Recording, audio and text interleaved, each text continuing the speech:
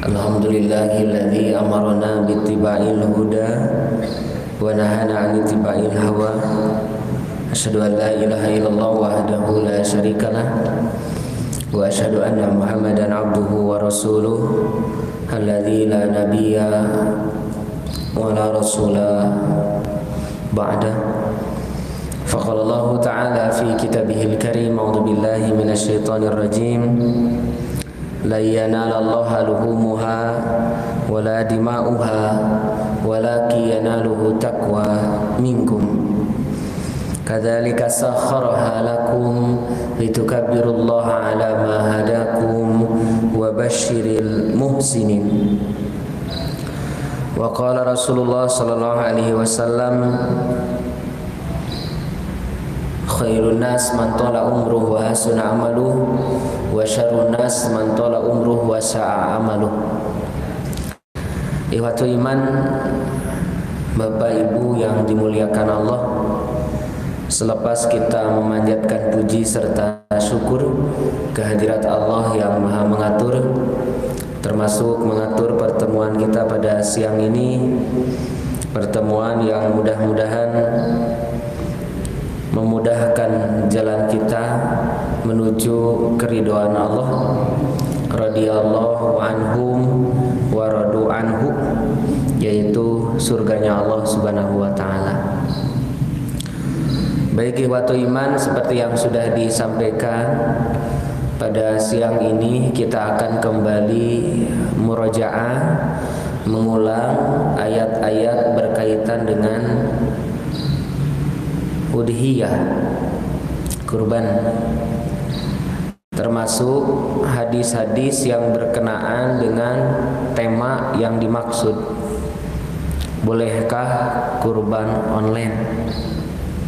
Maksudnya mungkin dengan transfer, kurban online atau di video call, apa kumaha ini teh. Tapi sepengetahuan saya, yang dimaksud dengan kurban online itu tidak langsung gitu, tapi ditransferkan uangnya, terus nanti kurbannya di tempat lain. Padahal ada isyarat Rasulullah itu menyembelih sendiri. Maka nanti kita akan lihat ayatnya dulu, kemudian nanti hadis berkenaan dengan boleh tidak kita kurbannya di tempat lain, yang jauh kitanya tidak hadir, kemudian tidak menyaksikan, juga tidak ikut mengurusi membagikan, bahkan dagingnya pun kita tidak ikut memakan. Nah, nanti kita lihat ya. Kita buka dulu surat Al-Hajj. Ayat-ayat kurban ini tersebar di beberapa surat. Salah satunya di Al-Hajj. Al-Hajj itu haji. Maka nanti Bapak Ibu akan menemukan penyembelihan itu di 3 posisi. Yang pertama, kelahiran anak. Yang kedua, pelaksanaan ibadah haji. Dan yang ketiga, yang tidak berangkat haji, juga tidak punya anak. Ini namanya beda-beda. Jika punya anak, akikoh. Jika haji disebutnya hadiyu. Jadi al-hadiyu itu orang yang berangkat haji kemudian ada kewajiban kurban, maka disebut al-hadiyu. Kalau di sini kita yang tidak melaksanakan haji disebutnya udhiyah.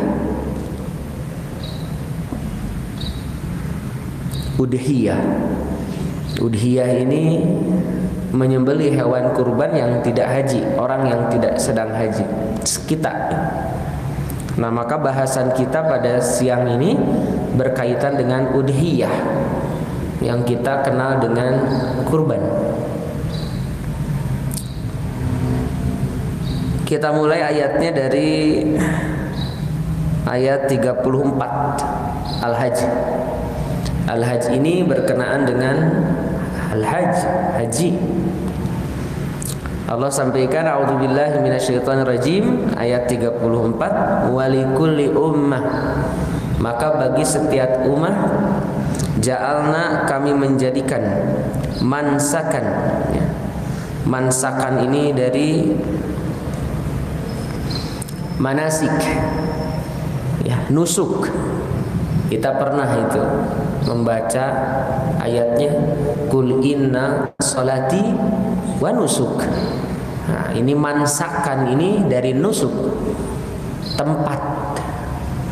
Nih, kalau nusuk adalah kurbannya, secara umum nusuk juga ibadah, bukan hanya kurban, tapi secara khusus adalah kurban. Lihat kurusmallah, agar mengingat Allah. Jadi cara mengingat Allah itu ibadahnya banyak begitu. Salah satu namanya yang kita bahas adalah udhiyah. Kalau di Al-Kausar disebutnya wanhar, nahar, hari kurban, nahar. Nah, kemudian ibadah di sini tidak boleh lepas dari lihat kurusmallah, untuk menyebut nama Allah. Inilah nanti yang kemudian menjadi dalil saat menyembelih bismillahi Allah akbar. Ala ma razaqahum, atas apa-apa yang Allah rizkikan kepada mereka. Jadi Bapak Ibu, ayat ini sedang menggambarkan banyak ibadah yang terkait dengan apa-apa yang Allah rizkikan kepada kita untuk kita beribadah. Salah satunya kita punya harta infak, salah satunya kita punya harta sedekah, kita punya harta kurban, begitu. Mimbahi matil an'am.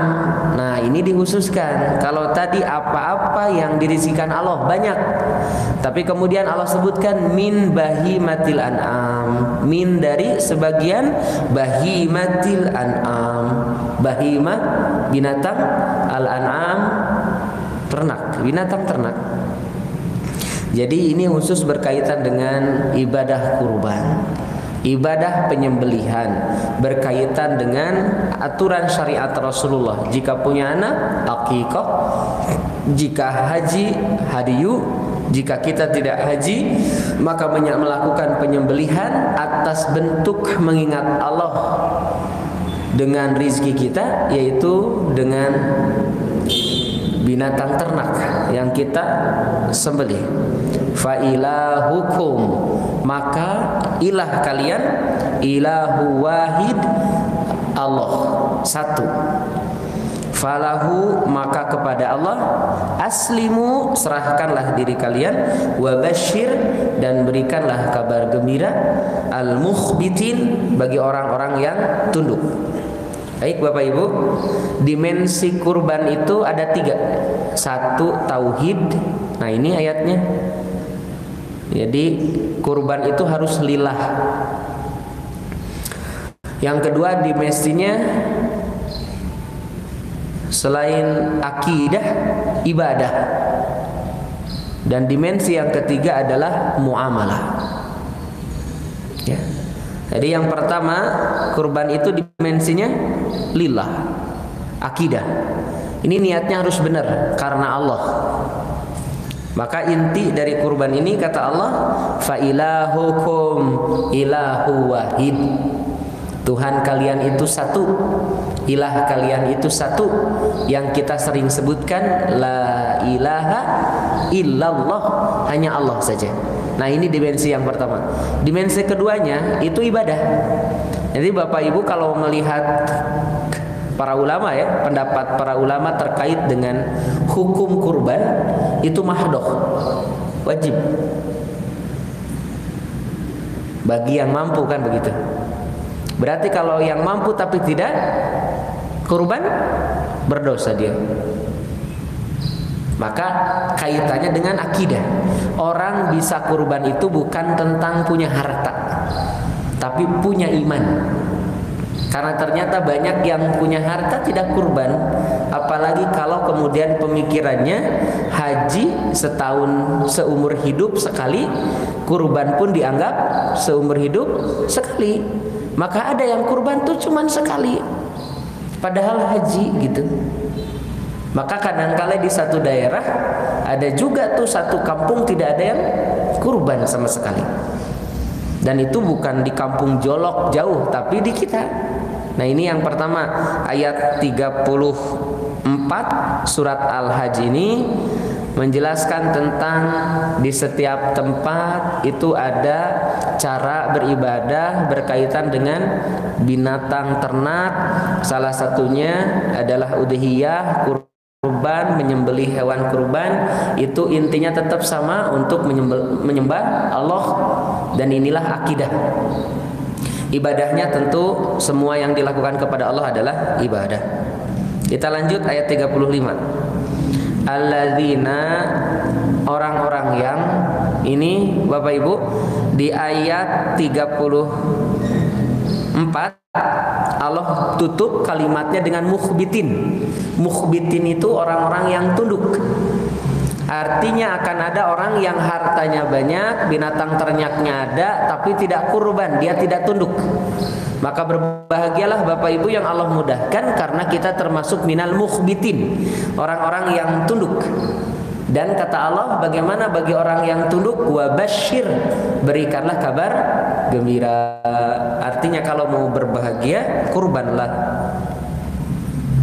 Ayat 35, siapakah mukhbitin itu?